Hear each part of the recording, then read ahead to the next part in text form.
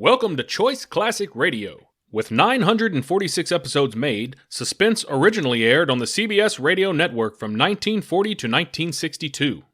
As usual, we remind you to like and follow us on Facebook, subscribe to us on YouTube, and keep the golden age of radio alive by donating at choiceclassicradio.com to our Patreon page. Give that donate button a click. And now, Suspense.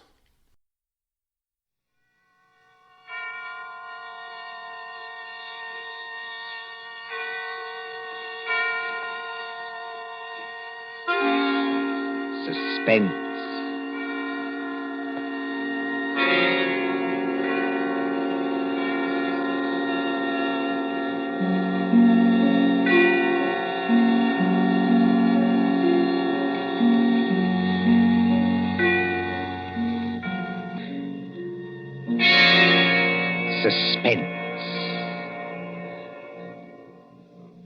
For Suspense, tonight we present Menace in Wax by John Dixon Carr.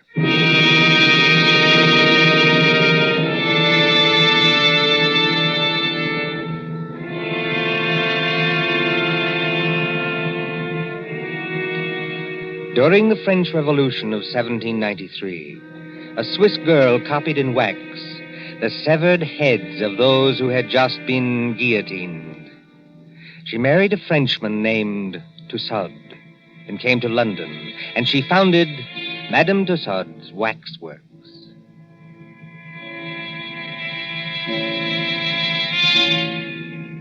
There it is, still in Marylebone Road, near Baker Street Station. Not the original building. That was destroyed by fire. But it remained untouched when a darker shadow than revolution came to England. They plastered high explosives all along that road and hit the cinema next door. We are going to London under the bomber's moon.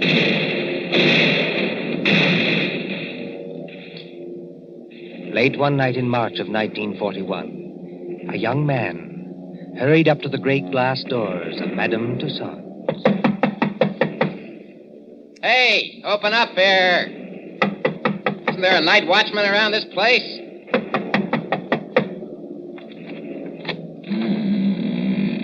There is, Governor, and I'm him. Now, what do you want at this hour of the night? My name is Rogers. I'm from the Daily Record. Oh. If you'll let me get inside, I'll show you my press card. Didn't you get any orders about me? Well, maybe I have at that. Oh, you're the bloke who wants to see the Chamber of Horrors. That's right. All right, you may as well come in. My paper got a tip there's something funny going on around here. Something funny going on here? That's a good one. The rain's not very heavy tonight, is it? No, they're going over. You ain't heard where, Governor? We got a teletype flash. There was the Midlands. Lord lummy, and I've got a sister in Birmingham. Oh, why can't she come and stop in a nice, safe place like London? There's the Regent's Park guns opening up again. Makes your teeth rattle and shakes the hats off the dummies' heads. You know, this Chamber of Horrors is getting to be popular tonight.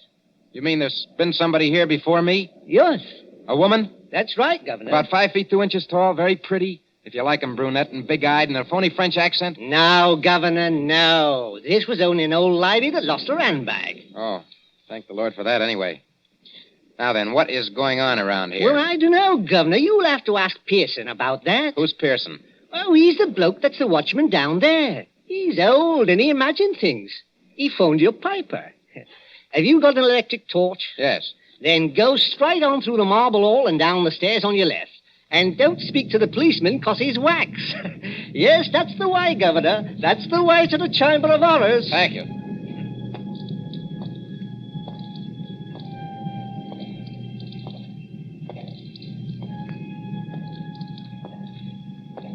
Pearson? Hello, Pearson. Pearson. Yes, sir. Huh? You're looking for me. Oh, I didn't see you there. I must have thought you were one of these wax dummies. Ugly dim light, isn't it? Yes. Rogers is my name. I'm from the Daily Record. Oh, yes. I'm glad you came over. I phoned your paper myself. Maybe I'm just imagining things, but... Oh, I don't blame you. This place would make anybody nervous, especially during an air raid. Well, sir, it's all right as long as you don't get to imagine they're watching you. Oh, and do you? Oh, yes. Sometimes. That's the gambling group in the center there. Uh-huh. What's that thing over there? That's the famous guillotine. Oh, wait a minute, old boy. You're not trying to tell me that's the original guillotine. No, that was burnt in the fire. Madame Tussaud bought it from Sanson, the executioner. Let me tell you something, Mr. Rogers. What? Years ago, this is straight, a young French woman came in here. There was nobody else in the place. She thought 'twould be great fun to say she'd put her neck in the same guillotine as Marie Antoinette. So she climbed up on that platform. She snapped the little wooden collar down round her neck, shutting herself in. All of a sudden, she realized she didn't know which spring controlled the collar and which spring controlled the knife. Oh, good Lord, she didn't... No. But they say she went crazy. They say she screamed and screamed. What's that? I'm sorry. I didn't mean to scare you, but sweet Mama, I'm so scared myself I cannot help it. Susie. Oh, no, not Susie. Susie? You make it so it rhyme with floozy. That is not nice. Why, you little devil. I ought to turn you across my knee. What are you doing here? And will you forget that French accent? You're driving me crazy. You know this young lady, sir? Do I? She works for my paper. She's haunting me. Oh, Bert, that's not nice. I like the way I talk. I only try to give you ideas. That's just what I mean. Now take your arms from around my neck. She's French, sir. Her mother came from New York, like I did. She's got some funny ideas, accents, and disguises. So I dress up as an old lady, and I come along, too. That is clever, no? Definitely no. But I go into what I think is the ladies' room, and there is Jack the Ripper. I'm so scared I almost kick the ghost. Whatever else you do, miss, for the love of heaven, put out that cigarette. It is not permitted? It is what they are most afraid of in this place. Fire. If you vouch for this young lady, Mr. Rogers... I don't vouch for anybody. But go on now. What's all the mystery here at Madame Tussaud's? You see the group over there? It's called the Gamblers. That 3 men and a woman in 18th century costume sitting around a table playing cards? Yes. And about once a week, when the lights are out... Yes? Those dummies do play cards. Is this a publicity trick of some kind? Oh, no, sir. Then what's the game? I'm not crazy. I know they don't actually do it, sir. What I want to know is who changes the cards round in their hands and why. Well, could anybody? Anybody from the outside, I mean, get in to change the cards? Oh, yes. There's a back door. But why would anyone want to break in here just to change those cards around? Mon cher Bert, écoutez. Listen. I have made a discovery. Listen, if you're going to talk, speak English. Or better yet, just keep still. But I have made a discovery. This card game. What about it? It is crooked. Here is a man which has 2 deuces of hearts in the same hand. Listen, Susie, I don't give a... Wait a minute. Let's have a look at those cards. I give you ideas, yes? Susie, for once you're right. And look here. 2 of these players have all the clubs and hearts. The other 2 have all the diamonds and spades. Susie, how many letters in the alphabet? 26, no? And twice 26 is... 52. The number of cards in a pack. Give me a pencil, Susie, quick. The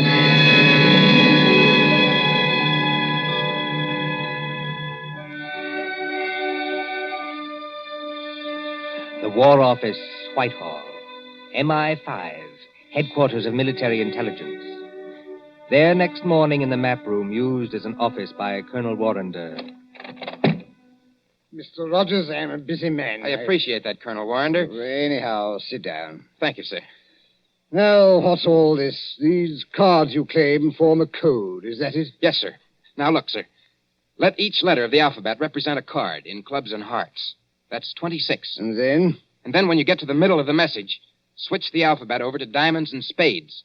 Then you won't keep on repeating. Now, will you read what I've got written on this piece of paper? Jack of diamonds, Q. 3 of clubs, F. Well, that doesn't seem to mean much. Oh, never mind the cards, Colonel. Just read the letters. Q-F-A-C-T-O-R-Y. Yes, sir. Q Factory. Go on. Just a moment. What is that infernal noise? Johnson Burroughs! Don't bother with that, sir. Just read the message, please. Oh. Q Factory.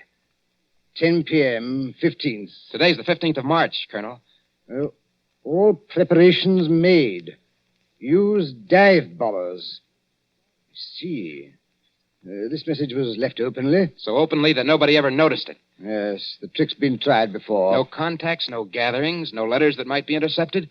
A whole spy ring could walk through that wax museum and read the message without being seen. You newspaper men trying to teach me my job? Oh, I'm sorry, sir. I only... No, go on. Well, don't you see? 3 or 4 little boats with portable wireless sets go down the Thames estuary. When they're beyond pursuit, they send that message by radio. Somebody listens. And it's no secret in Fleet Street, sir, that Q Factory is out in the wilds of Gloucestershire. There's no secret anywhere. And that we're making the Shaftesbury bomber out there. So tonight, unless we do something about it, they're coming over and bomb Q Factory to blazes. That's impossible. Why? Or can't you tell me? I can tell you this much. Yes, sir? Q Factory is so well hidden that even our own pilots can't find it from the air. That's one objection to this message. Any other objection? Yes, this talk about dive bombers. Dive bombers in a night attack? What's the good of a dive bomber if he can't see its objective? Well, suppose somebody showed a light. He'd be shot dead as soon as he showed it. Every inch of country for a quarter of a mile round the factory. A quarter of a mile, Mr. Rogers, is patrolled day and night. Well, just the same, they're going to have a try at it, sir. How? I don't know how. Then, if you'll excuse me, Mr. Rogers... Well, listen, Colonel Warner. Will you give me a pass to go down there to the factory? Certainly not. No one's permitted to go there except the workers. How is the place defended? There's a night fighter station nearby, and several batteries of 4 3.7 guns. Then give me a pass to the fighter station or to the gun post. That's a legitimate newspaper request. Well, I might manage a pass to one of the gun posts, yes. Then you'll do it? Well, what on earth is that infernal row? It sounds like somebody locked up in a coat cupboard.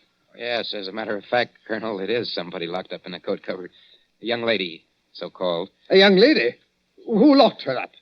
I did. And just what the devil do you mean, sir, locking up people in coat cupboards in the War Office? Well, she's a bit excitable, Colonel. I thought that she'd better not see you. Oh, thanks for the consideration. There's just one other favor I'd like to ask. As well?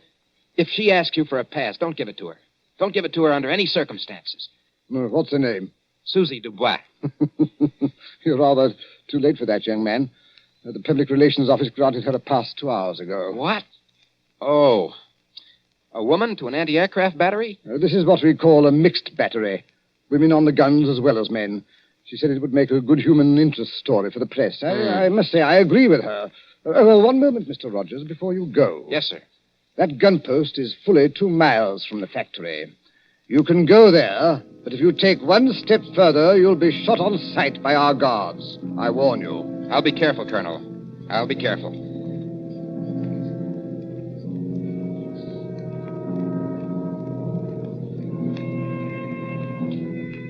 Somewhere in the West Country, a yellow moon shines over bare trees.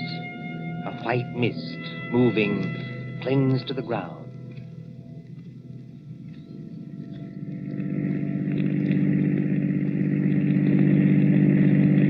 Susie, are you sure we're on the right road? Mon cher, they have taken away all the signposts in case there is an invasion. I know that. But I follow the map. The map cannot be wrong. We've been driving for hours. Must be... Yes, it is. Nearly 9:30.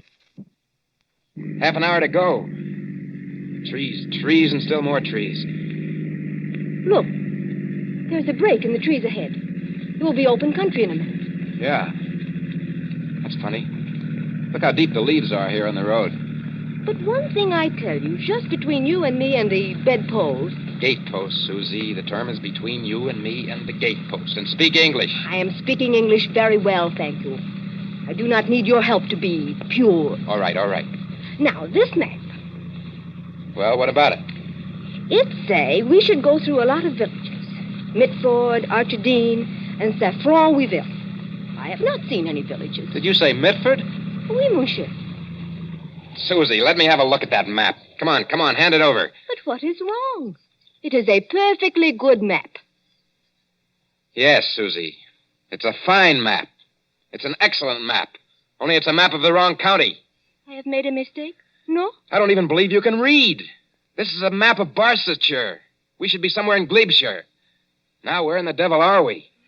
With the entrance to some kind of clearing with leaves on Oh. Hello there! it. What was that? Hello there! Somebody calling us. And if we're in forbidden area... I see him now. Where? Behind us. He came out of a white cottage back there. He's a big, heavy man. With a mustache. Never mind the mustache. He's wearing some kind of a uniform and he's got a rifle. You think he plug us? No? I think it is not unlikely. Get out those War Office passes of ours. Quick. Good evening, my friends. Good evening. Can you tell me... No, we don't mean any harm. Can you tell me what time it is? Oh, what time it is? Yes. Oh, yeah. It's, 28 and a half minutes past 9. Thank you. I will keep you covered while I set my watch. There. My next question is, would you like me to shoot you both? No. Listen, Mr. McAllister. Captain McAllister. That's that right? right. Well, Captain, this girl, she's been reading the wrong map. You see, we don't even know where we are. You're in Hollywood Forest, my friend. Hollywood Forest. Is that good or bad? And you don't know what's just beyond the edge of this clearing? No. There's a big open space of a quarter of a mile. In the middle of that open space... Q Factory. We're right on top of it. Then you have heard of Q Factory, my friend. Captain McAllister, we're from the War Office, and we've got passes to prove it. Let's see the passes. We were trying to find gun site number... I've forgotten the number. But it's here on that card. You've passed the gun site. 2 miles back up the road. All right. Here are your passes. What are you going to do to us? I'm not in the regular army. You can thank your stars I'm not. I'm forestry preservation. Oh. You are not going to chuck us in the cooler, even? No. Now turn that car around, get back along this road as fast as you can.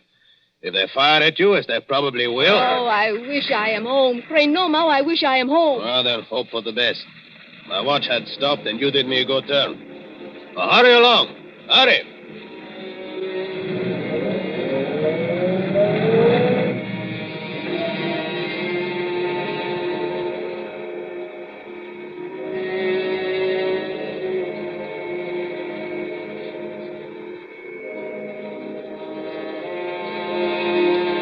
Gun sight of heavy attack battery. 4 3.7 guns against a moon growing clear white. White as the concrete emplacements. Sealed against light were the crews, men and women, sitting, waiting. Well,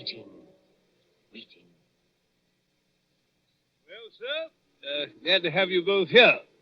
But this idea of yours about dive bombers attacking a blacked-out factory in the middle of a forest is rather fantastic, don't you think? Well, I admit it doesn't make much sense, Captain Bronson, but I have a hunch that I'm right. Well, glad you and Miss Susie drove out. Don't see many strangers. Frightfully boring. Nice country, of course, good air and everything, but dull. Dull as ditch water. What's that? Only some of the lads and lasses inside. Like to walk along the emplacement here? Oh, is that allowed? Oh, certainly, old boy. Why not? Bright moon tonight, isn't it? Yes, bomber's moon. We nearly get shot on our way here. Quiet, Susie. We're not supposed to have been there. If I nearly get shot, I am going to say I nearly get shot. It was a man which is called, McAllister. Oh, old Mac. Huh? Very decent sort, Mac. He's a tree doctor. A what? Tree doctor. Got to have wood, you know. But trees start to die. Mac goes round the edge of the clearing and smears them with stuff to keep them well. How did you come to meet him? Well, the fact is, we nearly got as far as the factory tonight. Oh, then you were lucky to get back alive. There weren't any barrage balloons over the factory, I noticed. Hardly, old boy. They wouldn't advertise, would they? With balloons in open country? And if the Germans did use dive bombers? Oh, they're not coming, old boy. Just make up your mind to that. I wonder if you'll say so at 10 o'clock. But it is 10 o'clock. It's just 10 now. Well, it can't be. We drove here like blazes. It was only 9:30 then. Well, then your watch must be very slow, old boy. No, I'm afraid you're wrong. I've never seen it quieter. Cold tonight, Very dry for March. Look all around you. Moonlight, open country, not a sign of life in it. Quiet, peaceful, and silent as the great... What was that? By George, I think we've got some visitors. I think we're going to see some fun. Enemy planes approaching south-southwest. Action stations. Enemy planes approaching south-southwest. Now do you believe me? Better stand back, old boy. Operation Crew's coming on. I said, now do you believe me? I want you to watch these girls work. They do everything, you know, except actually fire the guns. Now, keep your hair on, old boy. Susie, he still can't see it. Oh, they'll only be going over. You think so? Oh, yes. We sometimes get a crack at them when they're making for Bristol. Standing by for action. Standing by. Listen.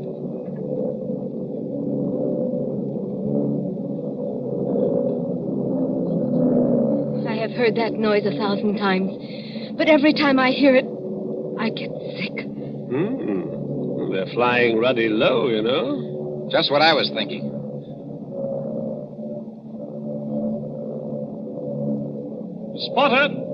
Spotter! Any identification? Junkers, 88. Dive bombers. Height, 5,200. Now, look here, you two newspaper people. Yes, sir? There might be things popping, you know, can't tell. I'd like to get below. No, thanks. I don't like this, Bert, but I'll stay too. Rangefinder, on target. Look here, you two. Those War Office passes you gave me, I'm not supposed to keep them. No, I'd better give them back, just in case. Predictor, on target. Here we go, ladies and gents. Fire.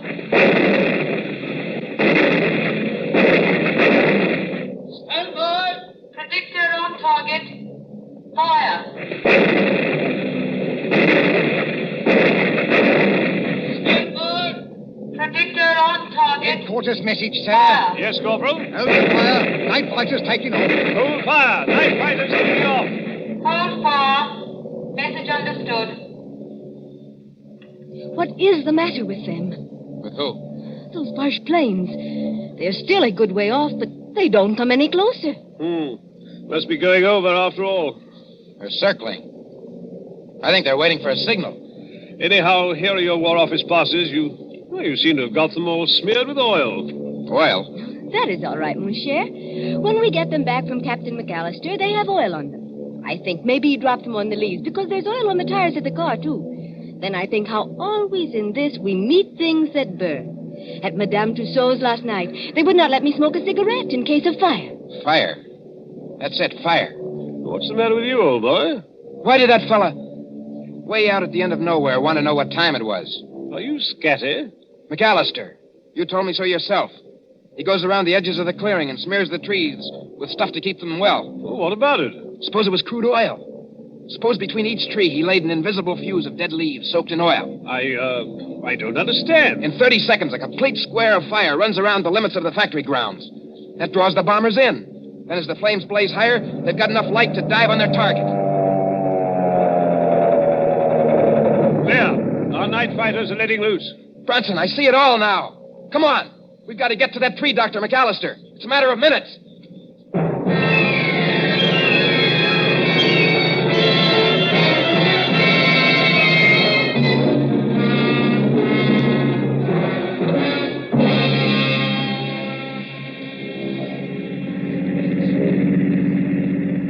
Susie, is Branson following in the car behind us? Yes, he's following, and men with rifles. We've got to get to McAllister's cottage. This McAllister... I'll bet you 10 to 1 the real McAllister's either dead or tied up in that cottage. The fellow we saw was an imposter. Look out, Susie. Keep your head down.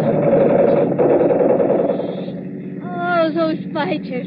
They will chew up every younker in the place. They have not got the chance of a snowshoe in heaven. No, Susie, not a snowshoe in heaven. You mean... My nom, you are English at a time like this. What I cannot understand... Look out! I don't see why he hasn't set his signal off. What is delaying him? Why don't he strike a match when the bombers come over? Because he's a good Nazi. A good Nazi? My watch was slow, don't you remember? And I gave him the wrong time. He had orders to strike his match at 10 o'clock, and he'll not do it until 10 o'clock if there are 500 planes instead of 20. Bert, I see him. Where? Far up the road. He's running. Yeah, that's him. Think we can reach him before he gets to the clearing? Not the chance of a snowshoe in heaven. Signal Brunson to pass us. A long shot with a rifle might... Bert, one of the Junkers is hit. Huh? He's right over us. That's not all. He's unloading his bombs. That whole stick's coming straight down our direction. Keep your head down. I want to see. Put your arms over your face.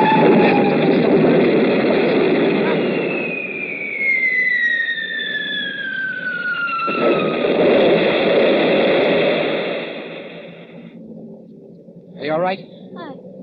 I don't feel her. This is a dirt road. The bomb sank too deeply before it exploded. We didn't catch the blast. Come on, Susie. McAllister was just ahead of us. Come on, let's get out. We can't drive any farther. This road is full of bomb craters. Wait a minute, Susie. There's McAllister.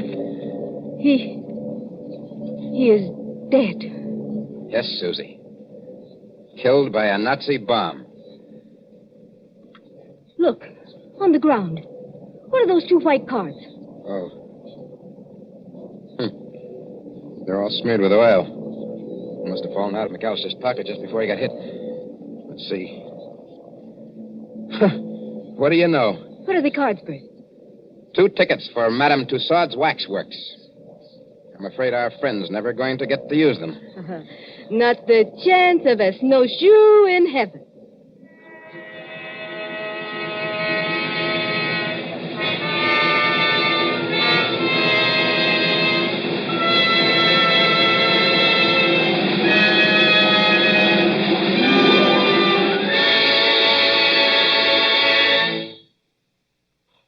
And so ends Menace in Wax. Tonight's story of Suspense. Columbia presents these stories of mystery and intrigue and dangerous adventure for your relaxation and enjoyment. Next Tuesday, there'll be another in this series. Same hour, 9:30 Eastern Wartime. William Spear, the producer. John Dietz, the director. Bernard Herrmann, the composer-conductor. John Dixon Carr, the author. Our collaborators on Suspense.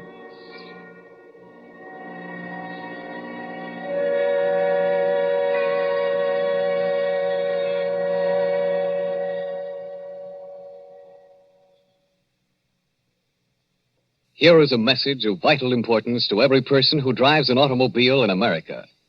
There is wide misunderstanding about gasoline and rubber, and the government wants the following facts brought to everyone's attention.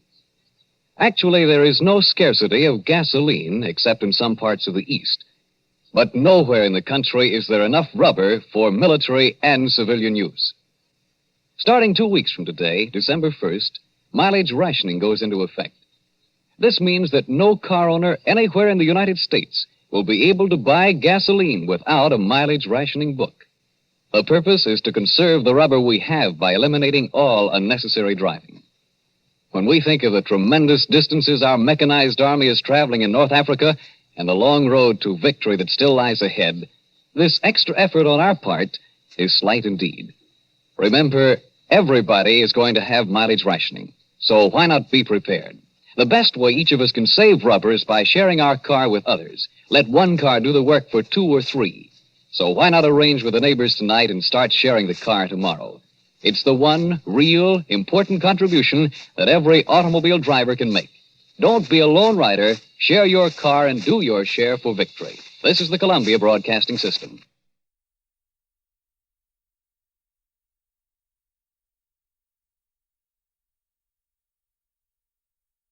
That concludes today's episode. We'd like to thank you and remind you to donate at choiceclassicradio.com. Remember, your donations make episodes like this possible.